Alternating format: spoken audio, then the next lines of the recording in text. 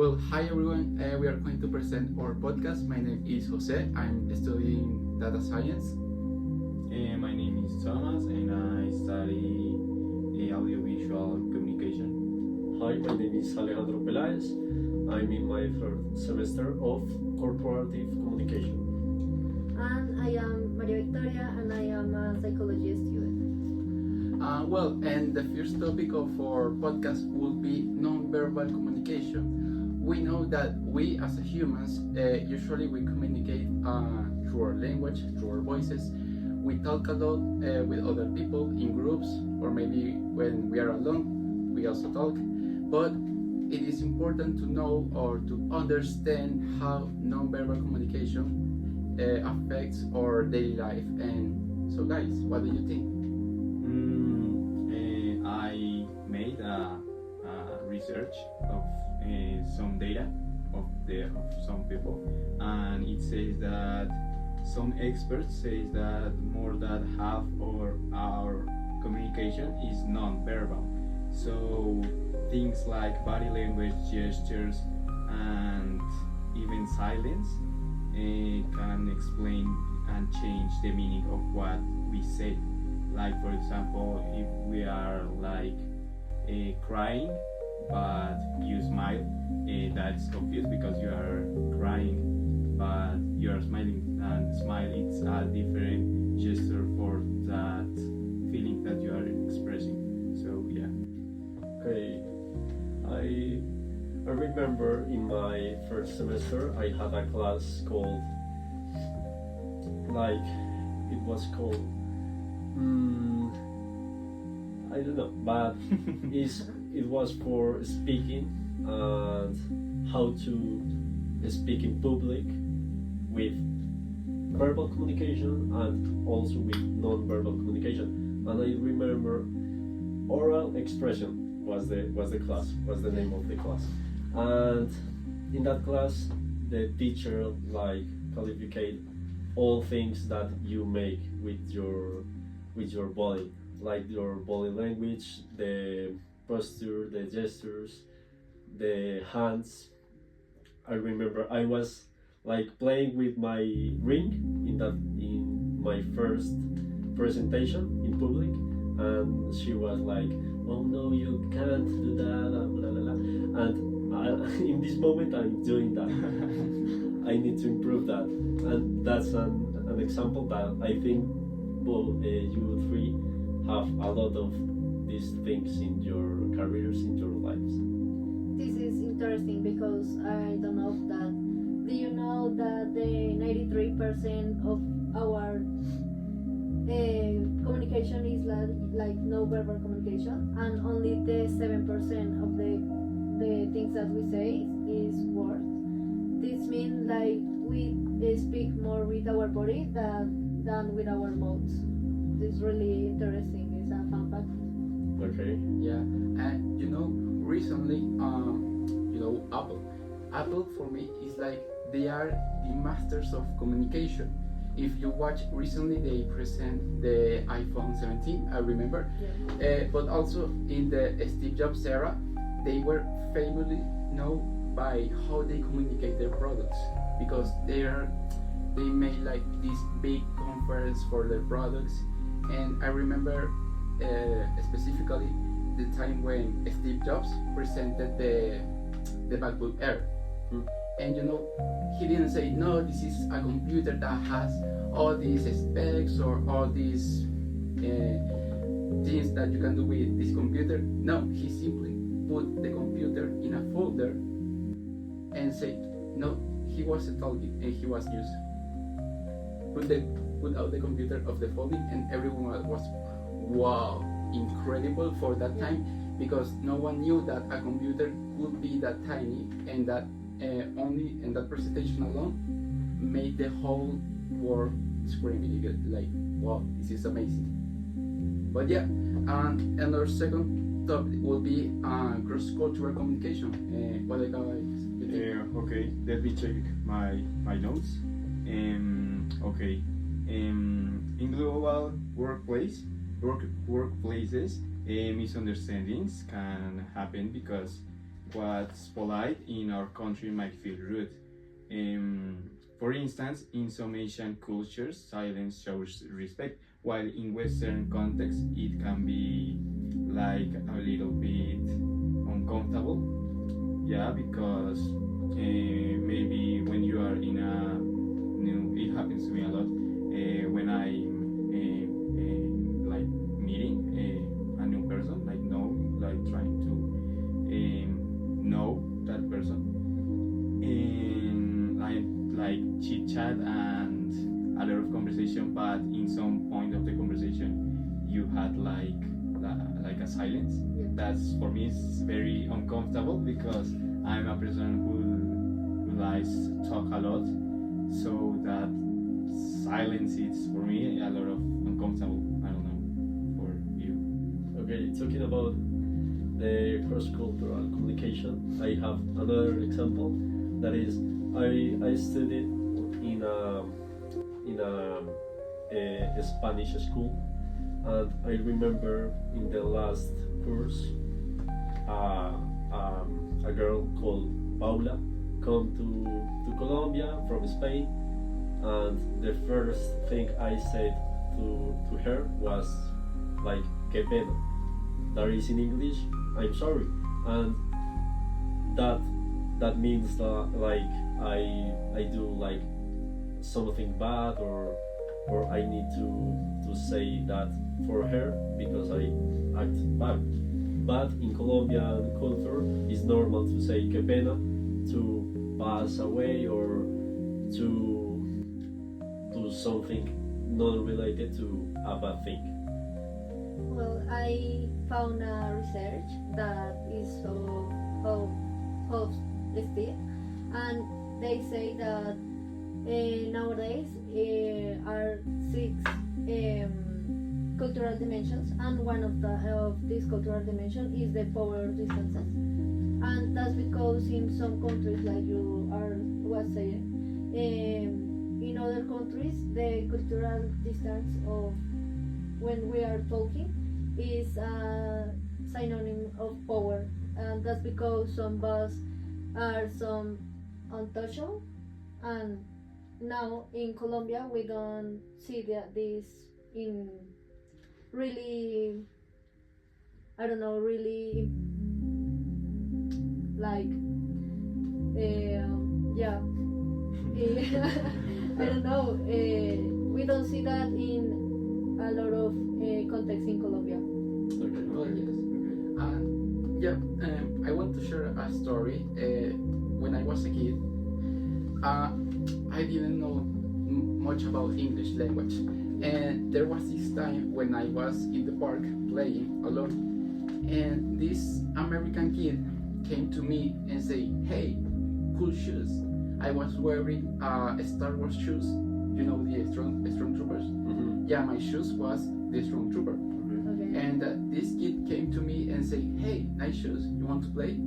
And I remember very, very cool, and I didn't understand anything. And I ran away with my father and my mother because they knew the language, and I was scared of that kid because I didn't knew what was he's trying to say to me.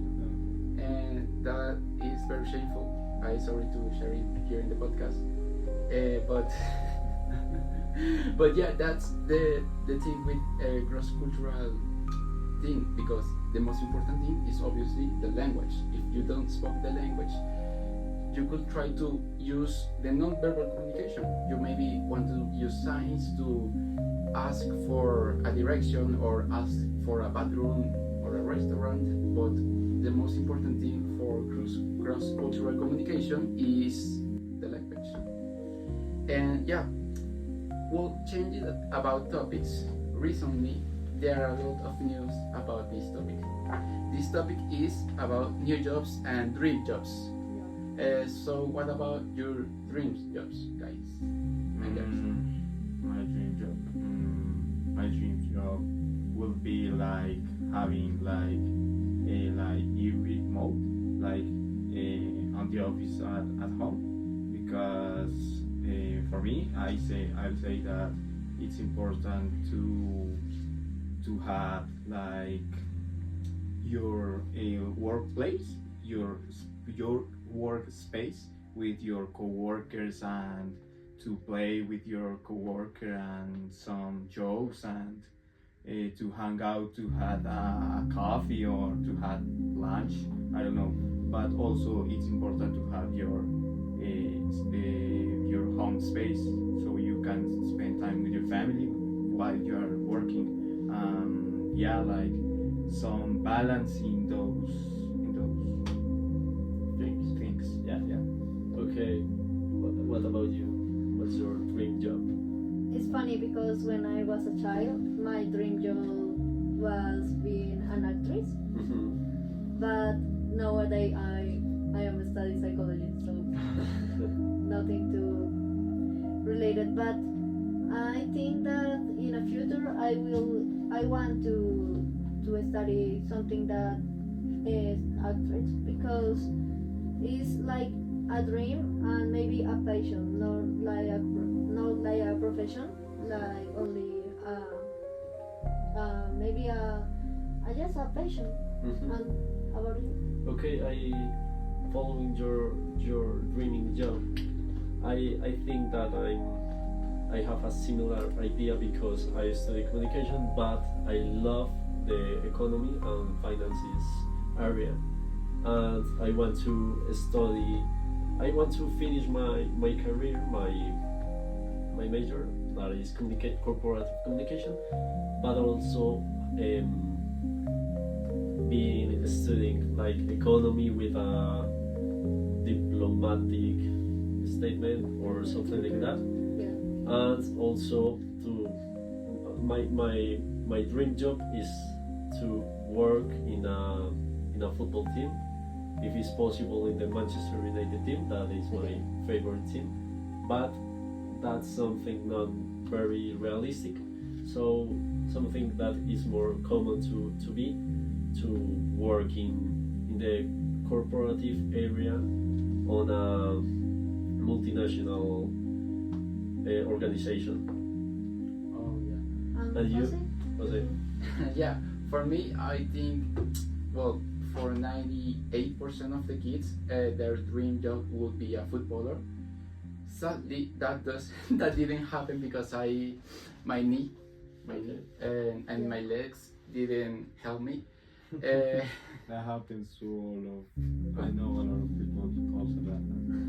Yeah, it is very, very stressful to be at that level of being a footballer. But maybe my dream job will be something that allows me to go to the office and have my own space at home, like maybe something hybrid, or maybe like something, I don't know, something that allows me to travel around the world. Okay. I have a family that he recently, like last year, had to travel from all the United States to Argentina and visit all those countries because his job was to, like, he was in a school place, and that the school place has a philosophy, a certain philosophy to work, and he had to visit like every school in those countries, like one in Mexico, one in Guatemala, one in Costa Rica, one in Colombia, one in Venezuela, one in all that. And it was very nice. Yeah, sometimes he can be like 2 or 3 days in the country because on the next day he has to take a plane. But I don't know, that lifestyle is something like that. Seems very interesting to me. And for Maria, I don't know if you remember Brian May, the guitarist from Queen. Yeah, he has a PhD in physics, but he is also an artist. He's one of the greatest guitarists of the history of the humanity, and he's a musician, but he has a PhD in physics. Okay. So he has like Also, the drummer. I think he has something yeah, like a career, yeah. or the job. So Yeah. it is not related, but Mhm. something like that. Maybe you can check Yeah. quickly. But keep talking. Well, yeah. Well, for the next topic would be. But wait, and I was thinking, something really interesting is that if we are seeing that we have a dream job like a common job, but if we ask to a kid maybe with 10 years old or 12, they will going to say something like influencers, yeah, something like that, and that's make me thought that, well, what will be the dream jobs of maybe in 2035 or something like that, you know?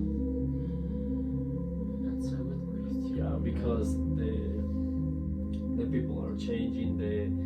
Also when we think about our parents, they think that okay, my dream job is to be, I don't know, a lot of things, but nothing related to our dream jobs nowadays. And also the next generation are going to have a lot of dream jobs that are too different. Also with the implement of artificial intelligence, that is the next topic we're going to talk about. The how we complement the jobs with the AI in these days. What do you think, Jose? I think it depends, because sometimes I believe that AI can be the perfect tool, the perfect partner for humanity, but sometimes people are too lazy and don't want to work and lay all the work to the AI, and that is something that is a future I don't want to live. I leave it there. Yeah, I agree. Returning to the dream job, I found Roger Taylor, the drummer of Queen, first studied dentistry at the London Hospital Medical School, but he quickly realized it wasn't for him. He then switched to biology and graduated for Bachelor of Science in Biology, but then he were the drummer of Queen. Yeah. Really, really. Yeah. interesting. Yeah, Very interesting. And for the AI, yeah, I think it could be the perfect partner for humanity, but if humanity wants to only use AI and don't want to work or don't want to make the things work out by their own or by their own work, I don't know. That's a future I really don't want to see. Yeah, I agree, but I think that the key of work with the artificial intelligence is maybe to see that like a partner and no like an enemy. I think we have to learn how we can work alongside of it, like learning new skills or something like that that can complement the artificial intelligence and not only like fight with that, like be friends maybe. Yeah, I think the same, because the artificial intelligence is something new. It's something like 2 years ago that is the boom of AI, and now we have to think how can we use that like for our benefit, not to replace our jobs, not to replace ourselves, but to complement, to help us for a lot of things that are complicated, and AI is more have the way to be more easier. Yeah. Yeah, and how? Yeah, we have to finish for today, Yeah. Well, and thank that's you. all. Thank you. Thank you very much for listening to our podcast, and yeah, we will see you in the next week. Goodbye. Bye. Bye.